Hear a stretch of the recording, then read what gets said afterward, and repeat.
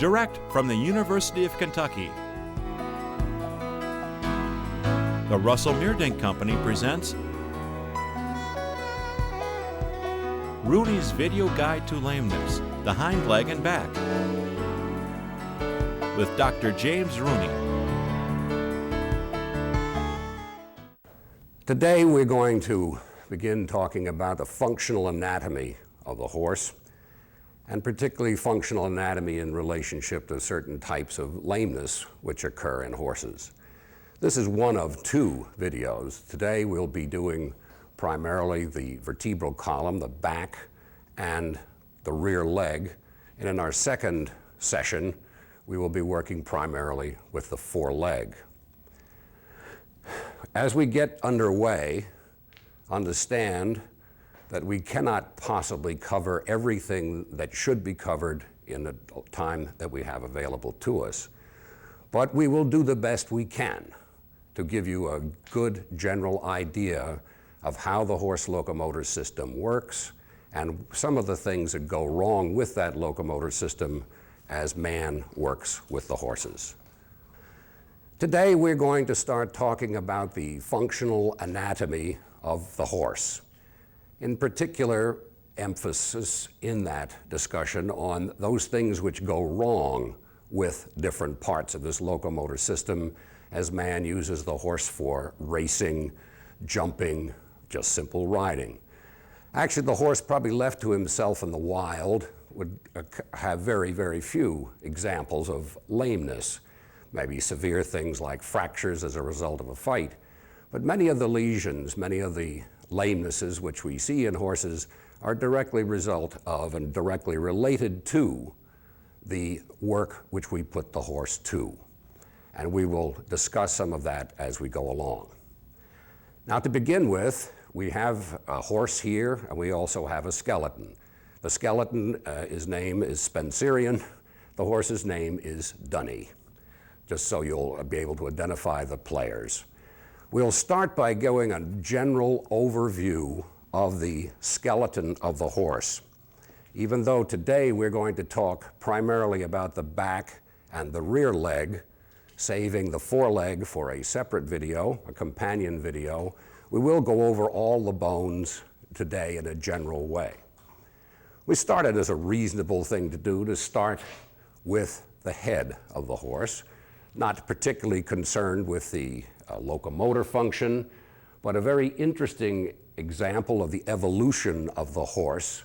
And incidentally, the evolution of the horse is better known than for any other species.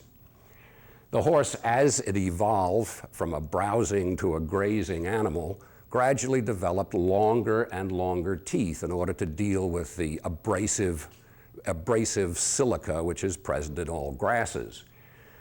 Developing these longer teeth so they could wear over the years, the horse had to evolve the skull into a deeper, narrower configuration in order to accommodate those long teeth.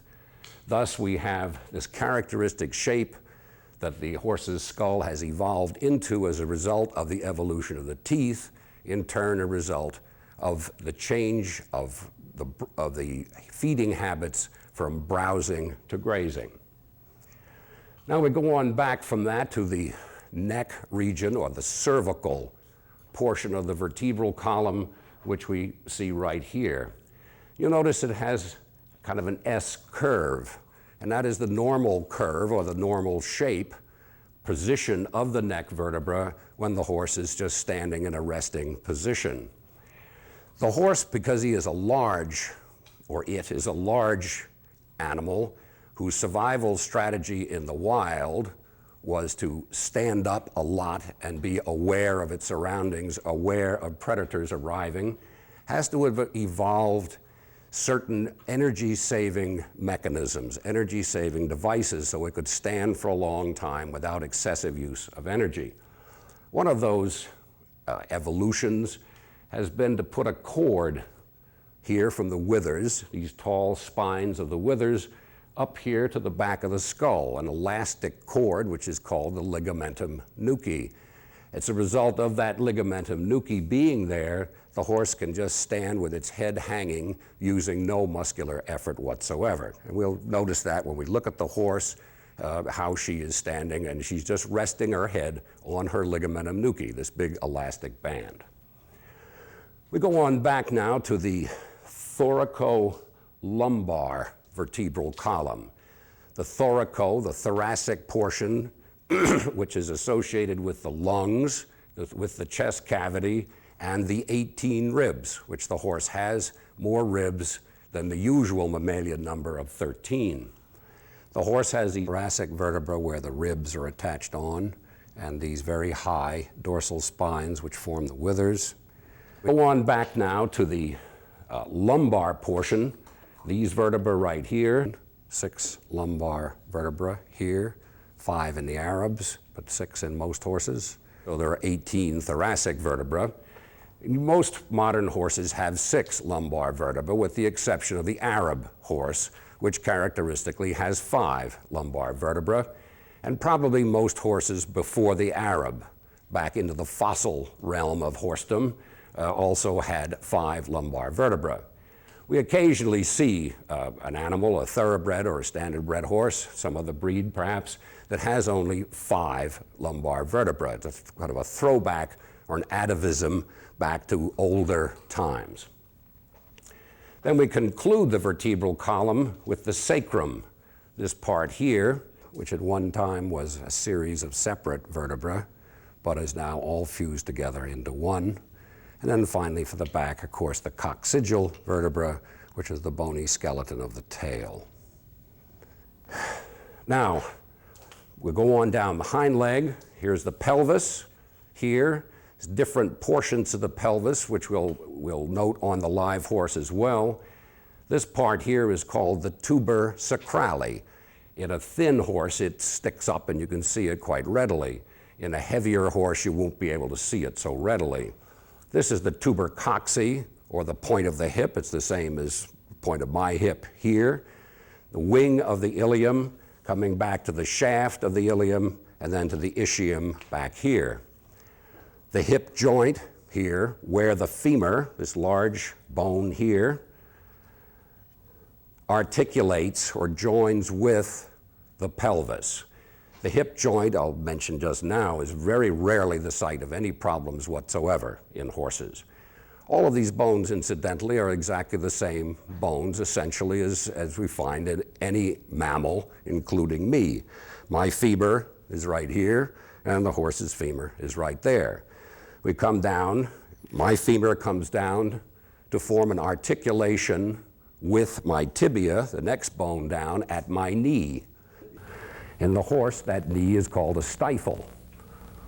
Who knows why? No one knows why that name stifle, but such it is. There's also a kneecap, a patella, just as in us. Difference being in the horse, there are 3 patellar ligaments down here, which we'll see later on, rather than just the 1 patellar ligament which we have in the human. That's one reason, at least, not the only reason, why human athletes tend to get knee problems no matter what the sport, basketball, football, soccer, whatever, while horses rarely, if ever, get any problem with their stifle. We'll talk more about that later. We go on down to the tibia. At one time, a horse had 2 bones here, as we still do, a tibia and a smaller bone on the outside called the fibula. The horse has gotten rid of the fibula. It doesn't need it for the type of locomotion it uses, so it has gotten rid of most of that bone. Just a little bit of it remains at the upper and the lower end. Next, we come down to the horse's hock, a multiple joint. There are actually 3 joints there, rather than being just a single joint. And of course, this is the same joint as my ankle, or tarsus. The big difference, of course, between my skeleton and this horse's skeleton is from this point on down. I have 5 toes, 5 fingers. The horse has 1 toe, 1 finger. He's gotten rid of all the rest of them because this is not a particularly effective way to run over the ground. And the horse's major defense mechanism in nature is to run. The horse is a great believer in running away today to fight another day, and then run away that day and don't fight either. So the horse's survival in the wild, as most of the big herding herbivorous animals, is to escape, to be aware of danger and to get away from it. So instead of this 5 metatarsal bones, cannon bones, as I have, the horse just has this big 1, and then 2 have. This is the 4th metatarsal bone, or the lateral splint bone, running down. This is exactly the same in the front leg as in the hind leg. So we go on down further. We come to, in me, the knuckle, the metacarpophalangeal joint, or metatarsophalangeal joint. We call it in the horse, of course, the fetlock joint, right here. One of the most commonly damaged joints in the horse's body. Right moid bone sitting just behind the fetlock joint. Okay. Sesamoid bones. These are unique to the horse. I don't have them. Occasionally, people do have a few small sesamoid bones like that in their feet, and if they do and happen to be ballet dancers, they almost routinely fracture them as they go on point and then come crashing back down to the floor again. But a horse is not a ballet dancer. He does break these sesamoid bones, but we'll talk about that more with the front leg. Then we go down to the digit proper, which comprises 3 bones: the proximal pastern bone, a long pastern bone, a middle or second or short pastern bone, and then the bone which is inside the hoof wall, which is called either the pedal bone or the coffin bone.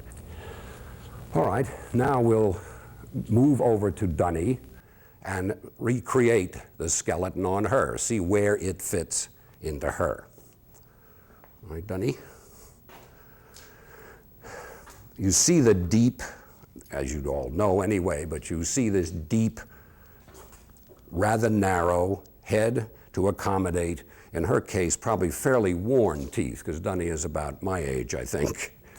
She's standing here very quietly so that the cervical vertebrae are in that S shape that I mentioned, and with her head really hanging on this elastic cord, the ligamentum nuchae. Back to the withers.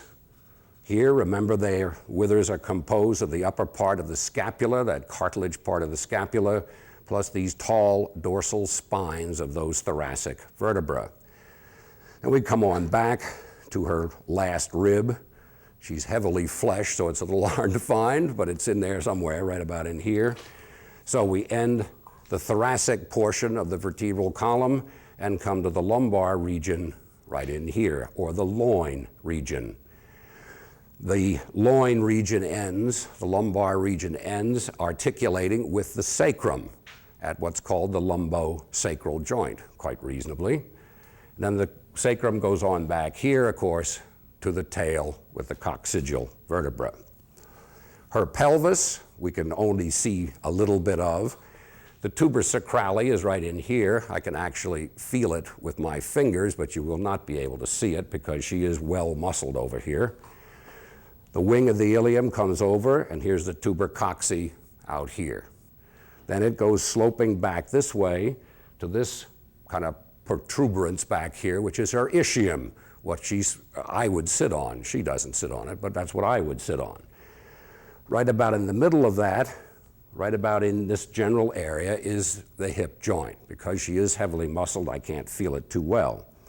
The femur then runs down in this fashion to the stifle, which is right here, the patella, right on the front, and by putting my fingers in there, I can feel the patella, and I can feel all 3 of her patellar ligaments, which we will see later on a specimen. Okay, from the stifle, the tibia running down in this region known generally in the horse world as the gaskin, down to the hock. The point of the hock here, and all the little joints and bones are in this area here. We talk later about some of the problems that occur in this joint area. Then we go on down further. Here is her cannon bone here, or metatarsal bone. The fetlock here, the sesamoid bones, which one can feel quite readily on the back. Then the pastern, the long pastern bone, the short pastern bone, and finally the pedal bone, which of course is down inside the hoof. You might notice how she's resting one rear leg, resting her left rear leg, or she was, and she just stopped. We'll talk about a little later on the mechanism by which horses do that. It's another device that they have in order to conserve energy when they're standing up. They can do that so that they use very little energy whatsoever. Now what I'd like to do is to talk a little bit about how the back of the horse actually works. We tend to worry about the legs and things that go wrong with the legs, but things do go wrong with the back, and without the back, the legs wouldn't be of a great deal of use to the horse, needless to say.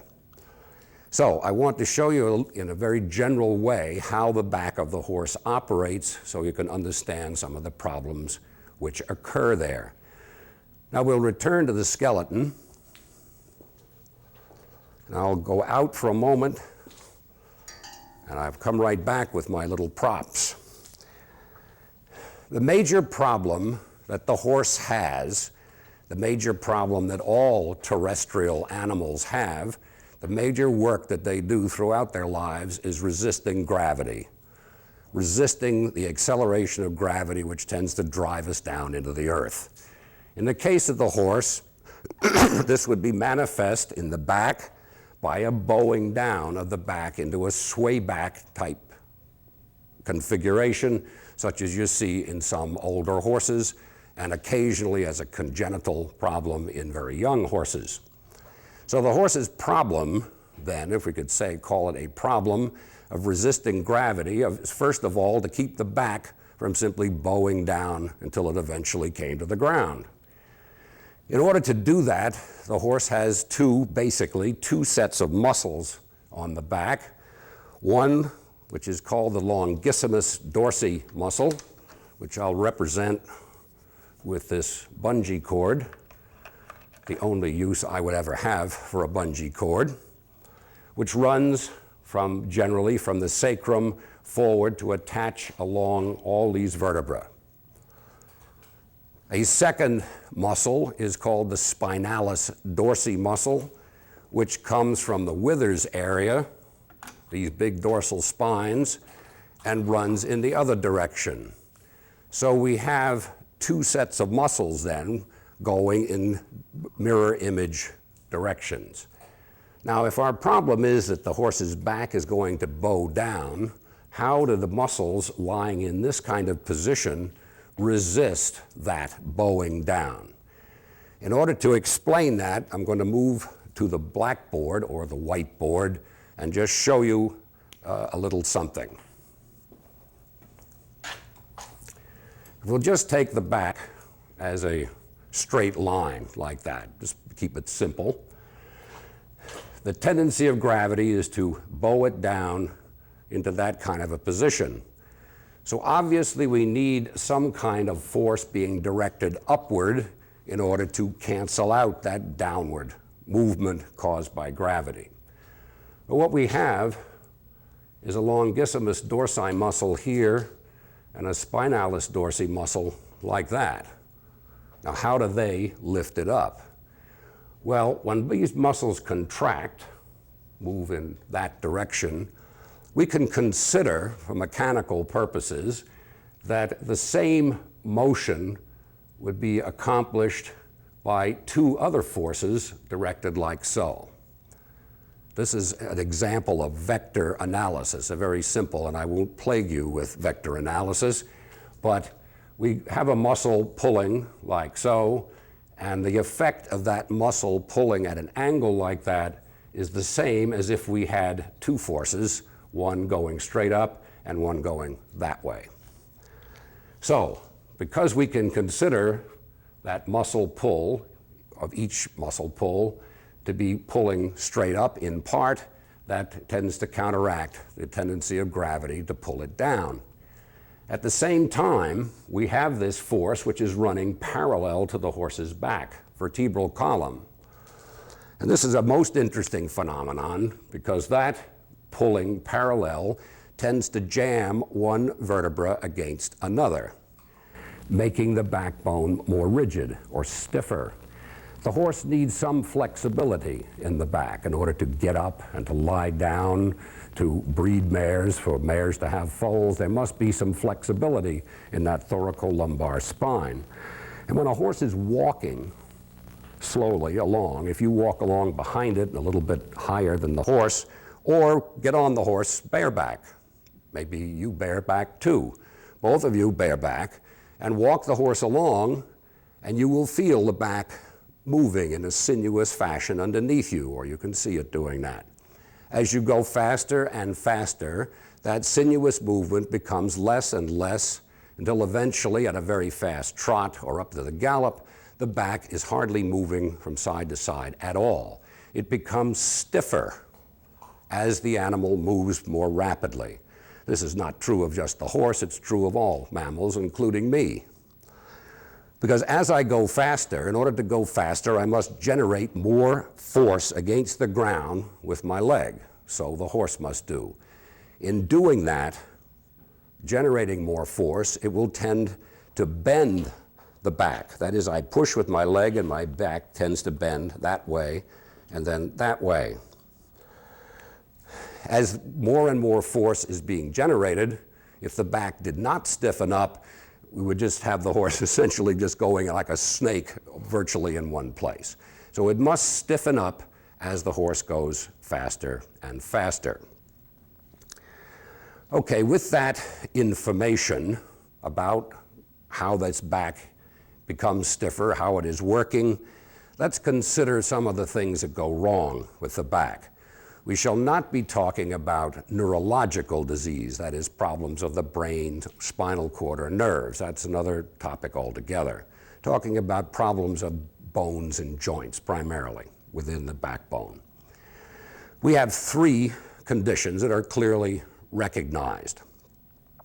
One is simply a fracture, that the thoracolumbar vertebral column is broken, usually about the 10th or 11th vertebra. The second problem is called spondylosis deformans, and I'll explain